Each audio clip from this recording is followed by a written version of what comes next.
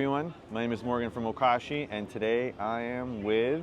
My name is Jakub. I'm co-founder of Phoenix DeFi Hub project. You probably know them better from their tagline "Fufa Phoenix." Get ready to souped up. I always try and mention we got started around 12 for Stellar Community Fund. What was your first round? It was round 15, I believe. 15. That was our initial grant request for 150,000 to create the whole decentralized exchange, which is our base product. And we delivered within 3 months.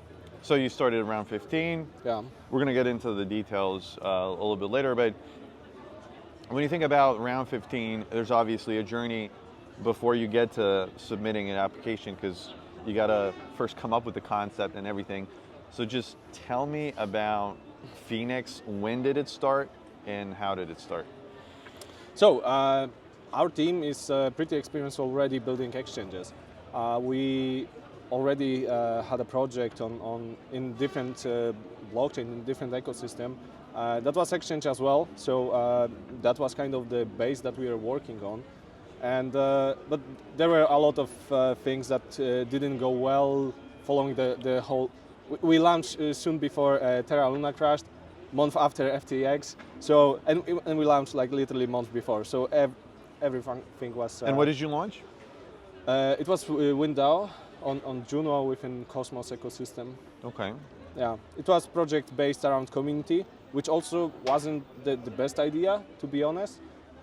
We definitely overestimated engagement from just random users. Yes. And so, even a little further back, you got a team obviously, and how many people right now? 5 people that work with us regularly, plus 4 advisors. So you got 9 people in total under the Phoenix umbrella in some form or fashion. Yeah. So before you assemble those 9 people, you being the founder, what's day 0 for your ventures? Like, are you a startup person from the very beginning? No, not at all. I'm a hardworking engineer. Okay. I have over a decade experience in IT. I started during my second year of university, and so my primary focus was in telecommunication. I was working for several big companies that was providing those products, and but I realized I cannot be just small cog in a machine. I want to have an impact, and I started looking for some other not profession specializations that I could have chance to have some impact. And after going through Sorry to stop you there. What day was that? Do you remember, like, when did it flip for you from like being totally content and happy with where you are in your career to like, no, I got to change things up? I never was happy with my career. Never was happy. Okay. No, when I'm getting new job, I'm getting accustomed. I'm getting good at it. I'm looking forward. Like I want to do bigger. I want to. And but I was young. I was maybe naive or anything. But I got an excellent opportunity because one of my friends got hired in Confio. What was that? Confio. Okay. In Spanish it means trust. It is company created by Ethan Frey. He's a creator of Cosmos framework. This is the smart contract platform in Cosmos. Okay. And he literally recruited me. I applied there for a job because I was bored with my current. It was embedded engineering, and technical interview with him was the most engaging technical conversation I ever had. Ethan is very intense, and after an hour and a half of just talking, exchanging ideas, and we immediately hit off. And when I started working with him, I had to adapt very quickly. I had to ingest massive amount of knowledge, and I was working with several protocols because Confio is a company which kind of provide services for the whole Cosmos blockchain. At first, we were working on our own product, which was T-Grade, It was a separate chain, which So you were still working for Confio. Yeah, yeah, okay. yeah. It was a great project which introduced a very original concept of proof of engagement, yet another consensus algorithm mechanism. After that, I was working on lending borrowing protocol, for example, for osmosis. I was doing security audits. I was working. Then I started working on Wind. I wasn't founder of that product, but I was working on every smart contract that they delivered. And then I left Confio. I met Milan Steiner, who is the other co-founder of Phoenix project. And while working on Wind, I met Griffin Williams, who is our marketing director. And Wind failed, but before that, we decided to go into entrepreneur path. Yeah. So we left Confio. We we founded our own company. Initially, it was to just focus full time on Wind. But as I mentioned, FTX, Terra Luna, and everything, so it collapsed. So let me, sorry for interjecting. Yeah, sure. I tend to talk. So when the three of you, right, decide to leave and go on your own, that obviously impacts you financially. Like you no longer have a stable job, you no longer have stable income. Yes. And then people depend on the vision that you're producing, right, you're leading. How do you come up with funding? Is it self-funding? Is it you're seeking for grants, seed investment immediately? What's that process? So at the beginning it was very difficult, and we lost ton of our own money. We were self-financing, and then we actually got, I don't even remember from whom exactly, but we learned about Soroban's program. Basically, we discovered Stellar, we discovered Soroban, we discovered SCF, and this huge potential that we can actually use our skills with organization that wants to support developers, because that was the biggest weakness of that we took from biggest mistakes that we took from past. Yeah. If you don't get enough support and you cannot self-finance yourself indefinitely. It just can ruin the whole project. How long were you doing the self-financing thing? It wasn't that long, like 6 months. 6 months, that's pretty long. Yeah. And we decided to submit SCF proposal. It was, for us, it was at that moment basically be or not to be. Okay. Yeah, it was like hanging on the last thread. But as I mentioned, we have experienced team. We know what we are doing. We crystallized vision of Phoenix. Also, Phoenix kind of metaphorically meaning being reborn. Rising from the ashes. Exactly. And this is the approach that we wanted to follow up with. And we successfully went through that SCF round. And, how did it feel like? What was it like? You submitted and then you wait, right? I'm still getting goosebumps, seriously, when I'm thinking about it, because I've never been in such difficult situation. It was already difficult before, and the whole bear market came down crashing and everything. And what should I do next? Maybe I should go back to work in convenient corporation job or anything, but I hate it. I want to have impact. I want to use my knowledge, my expertise. And people in SCF, in the community fund where I'm not sure if I can call it a trust or just this smart eyesight to notice this in people, or maybe we just marketed ourselves well enough for them to spot us, but we are accepted. And from them, cooperation with Stellar, with SCF, it's been nothing but excellent. And the process of acceptance, there has been changes over the past 14 months with the SCF funding process.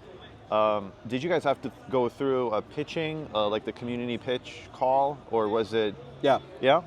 Basically, we do it every time, but this is because we prefer. The first time it was mandatory, and we were very thorough with an application. Then we also taking lessons from our past. We understood how important it is the design side of a project to have good marketability. It's not only about I'm good in paint, so I can make some website. It's not like it.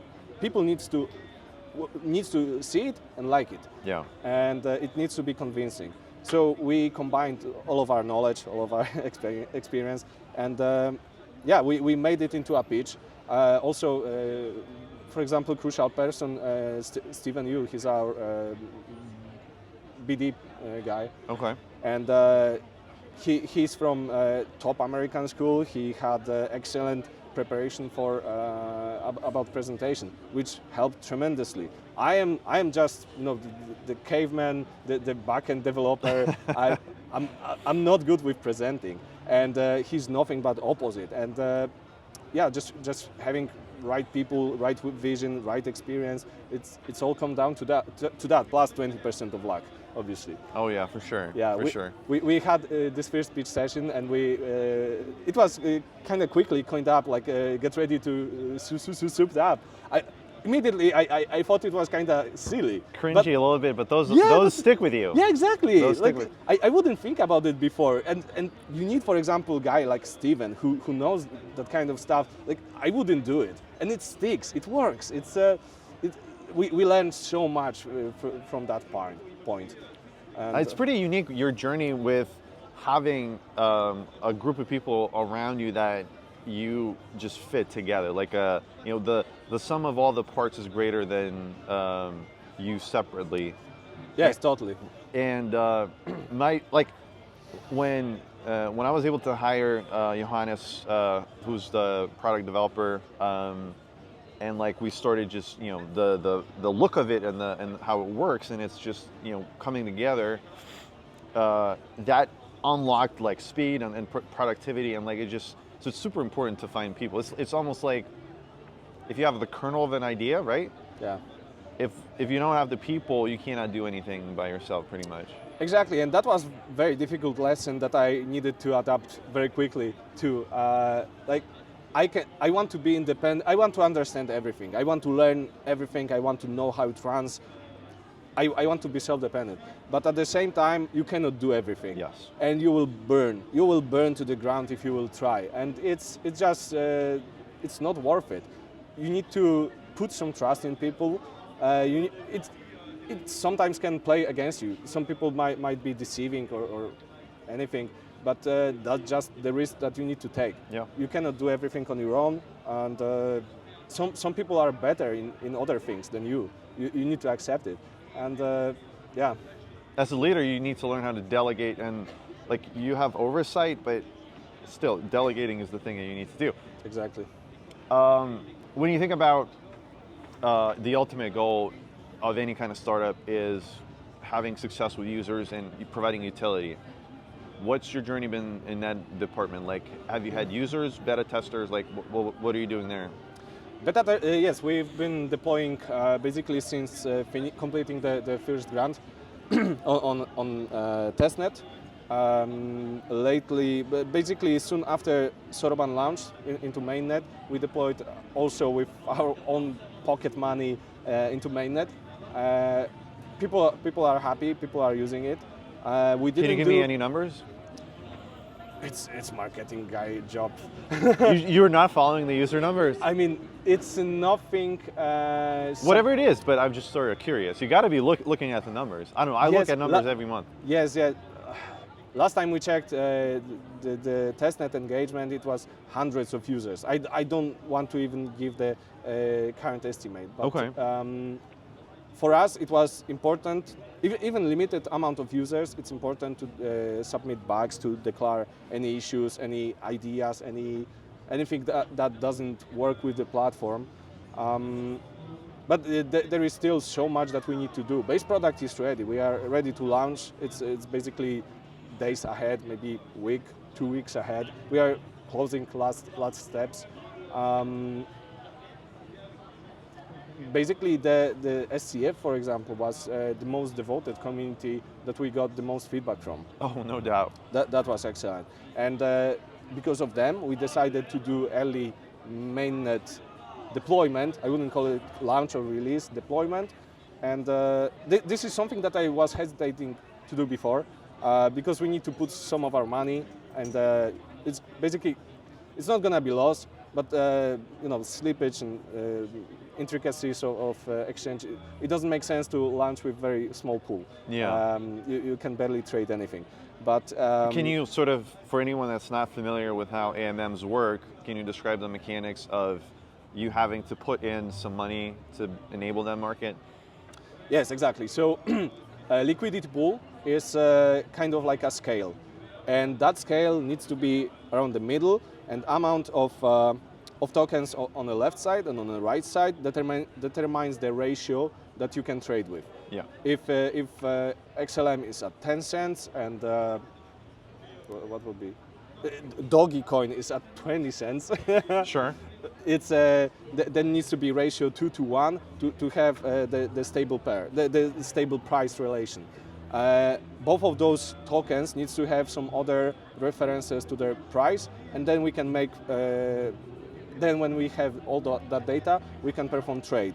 Trade is being done by putting some money, some tokens into one side of the pool, and then grabbing from the other side, so that the ratio becomes still even. Yeah, the same. And slippage, basically, like simply speaking, it's the difference on the output of the pool. So because if the pool is shallow enough, let's say 100 tokens of each, and if you want to put 50 tokens of one and grab 50 tokens of other, the slippage is insane, and then the ratio is being kept, kind of, but user who actually performs this trade loses a lot of potential tokens. In comparison, if the pool would be deep enough, because of how the formula works. Yeah, basically slippage is less the smaller the portion that you want to take out of the pool. Oh, let me say, put it like that. And you, as someone that's populating, creating that pool, you have to put in on both sides. Yes, exactly. I mean, we, for example, implemented single-side liquidity providing, which actually underneath performs quick swap. So you can put money on one side, then it swaps according to the current ratio and puts liquidity into pools. That's nice. That's a nice utility feature. Quick Okay, feature. so then obviously too early for the mainnet user story. You're getting there, not there yet. You said like a week or two. Yeah. Maybe. Yeah, exactly. Basically, we just finished founding our company, our entity that is going to be hosting servers. We have very thorough legal background. We are up to speed with all the latest regulations and rules. We want to be very careful about that because it's risky. It's gonna change a lot, and we need to stay on top of that. Right now we are finishing discussing, for example, initial liquidity with all of our partners. So yeah, but the code, the whole platform is ready. So it's basically we are being held on by technicalities. Let's Gotcha. say. Yeah. So that's sort of the present moment in the user story. Obviously, this is April 2024. The positivity and the sentiment has been sort of increasing, and people are starting become more and more optimistic in the market, broader market. Where do you see Phoenix at the end of 24 next year? What are the plans? At the end of 2024, we're going to have a successful launch with Exchange and following up NFT marketplace. So basically, we want to see Phoenix as a one-stop shop that even your grandma can use. We want to simplify trading. We want to simplify using anchors. Our dashboard will allow you to see all of your assets in your wallet. Either if those are just tokens or NFTs, you can trade all of those tokens, all of those NFTs. And later this year, around September, we aim to start working on concentrated liquidity. This is a more technical feature that it's not shiny, but it's gonna allow to use users' capital more efficiently. Okay. In concentrated liquidity, you can pick specific price range within your liquidity is active. So, because right now, most of trading pairs, especially stable coins, but not even that, they are basically trading around the certain price range. So all that liquidity in the pool is useless because we are using just selected percent, like 5-10% of actual liquidity. If we are able to maximize this, then technically depth of that pool increases multiple times. Depth, like Depth. Okay. Yeah, depth. Sorry. Sounded a little scary. Yeah. So as I mentioned, that capital is used more efficiently. Right. So this is very important for us, especially as a young DEX, because we need to be very careful about our capital and basically increasing opportunity for users. It's only also beneficial for us. More capital, meaning less spread, meaning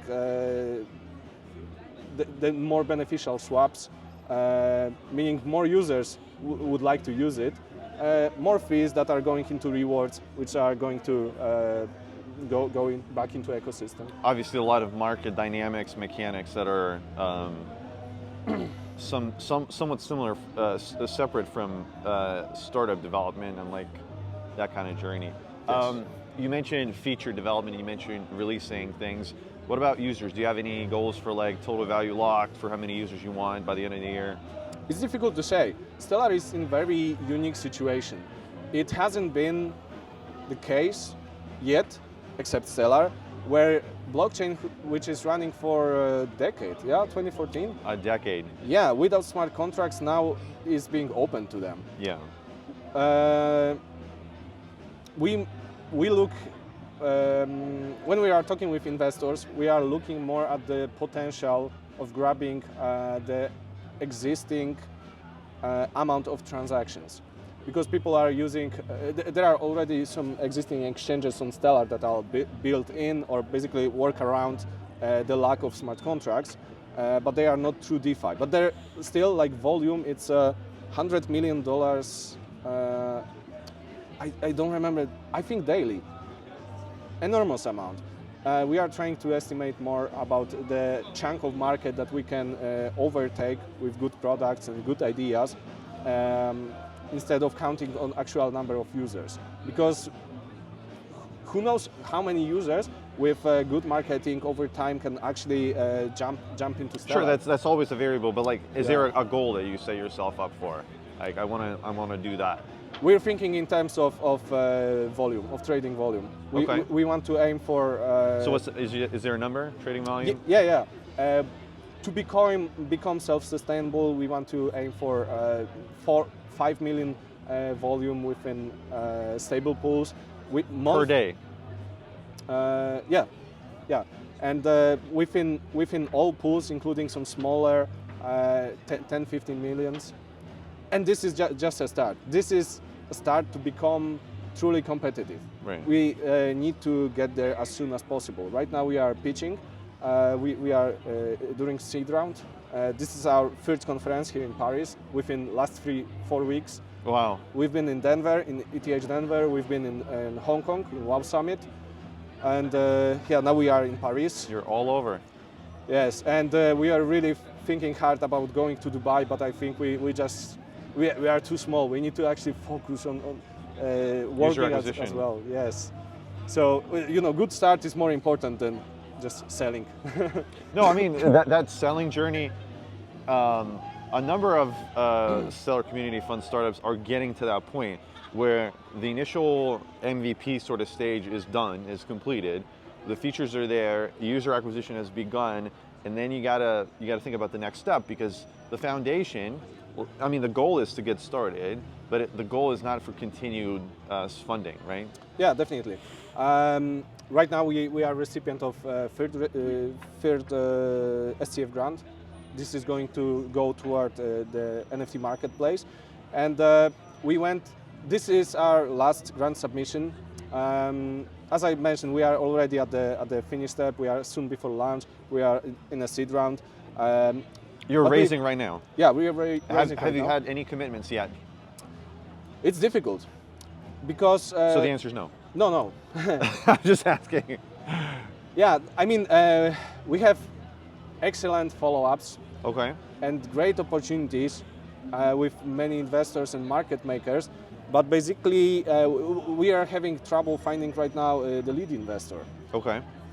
A lot of people are asking us why Stellar, Okay. because there are so many more popular and other chains, and we are discussing, we are explaining how this is untapped market, unexplored opportunity, so much volume, so many users that are unaware about that. It's very difficult to find investor who is willing to take this leap of faith, and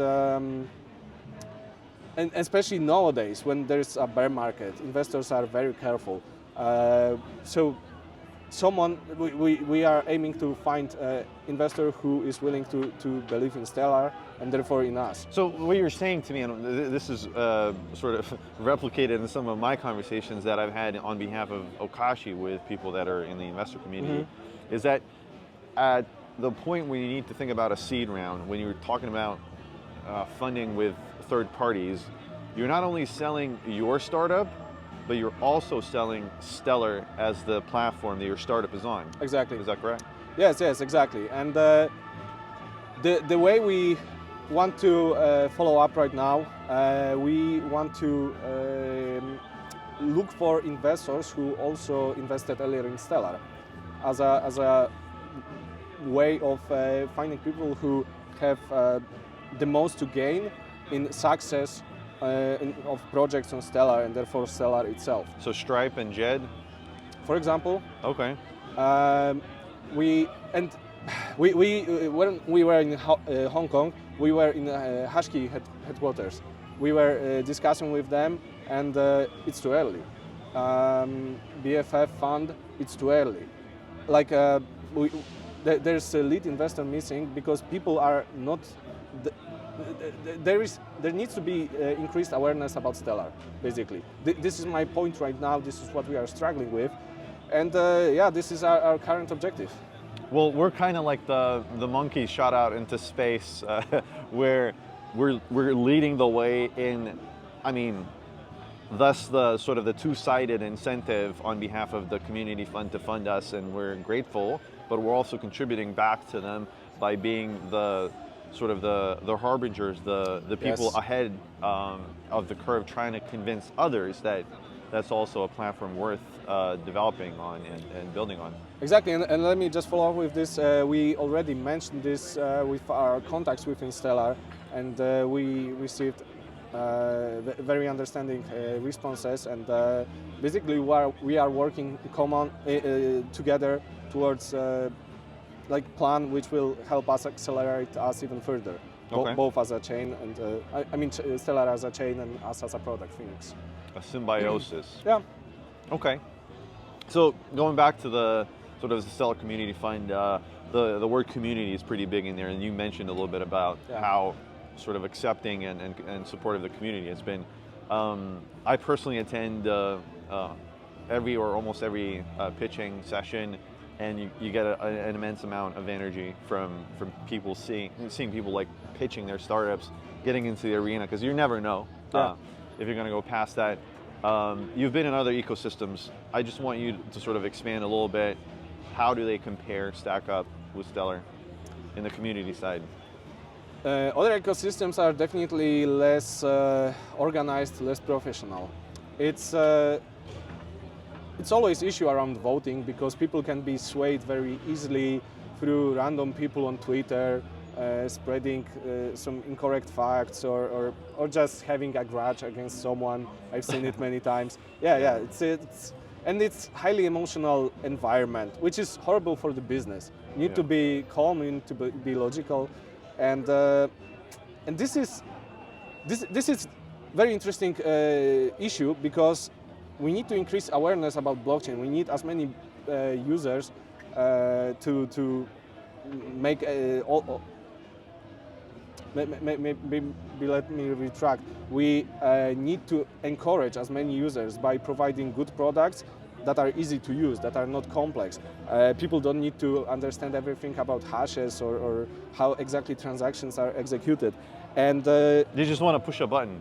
Exactly, but if we also let those people decide about very important topics that are very complicated and intricate,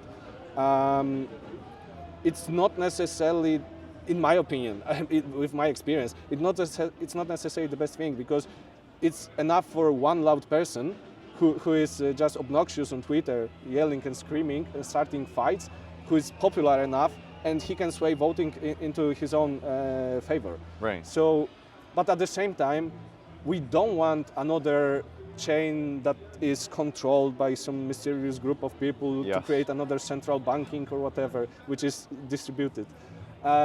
So it's very interesting how we actually should follow what kind of government it's the best. It's constantly evolving. I'm really content with Stellar's approach. It's way more organized. It's definitely business centered, and the way the community is being created. So basically, previous I'm not exactly sure how it started, how the initial group was created, but the people who were recipients are being given membership status, and Yes. then they can vote further. So people who already proven to be committed into ecosystem, who understand differences in products, who understands what community might need the most. So it's kind of like aristocracy, but based on merit. So Right. I think a meritocracy, you yeah, might say. yeah, exactly. So it's if you think at it that way, it's the best approach I've seen so far. That's true. That's true. Same from where I'm standing and seeing. All right. So we talked about the future. We talked about the present. We talked about the Start Community Fund. Is there anyone you want to give a shout out within the community that's doing a good job, and maybe you want to learn more about? Because there's almost 200 projects, right? Oh yes. Oof. Definitely a huge shout out to Kado. This is on-off ramp that we definitely first started with. They are already pretty big, but we also worked with them previously. Is there a URL you remember? A URL, a website? Oh, Kado. That's fine. We can put it into the notes. But Yeah. So that's one shout out. Yeah, we worked with them previously. They are excellent partners. I'm not good with names. That's all right. I'm putting you on the spot. Yeah. But there's almost 200, so plenty to choose from. Anyway, it's been a pleasure talking to you. I learned a lot from this conversation, and hopefully anyone else that's watching also learned a little bit. So yeah, this has been it from me, Morgan, Okashi, and Phoenix. Jakub from Phoenix. Thank you. All right, bye.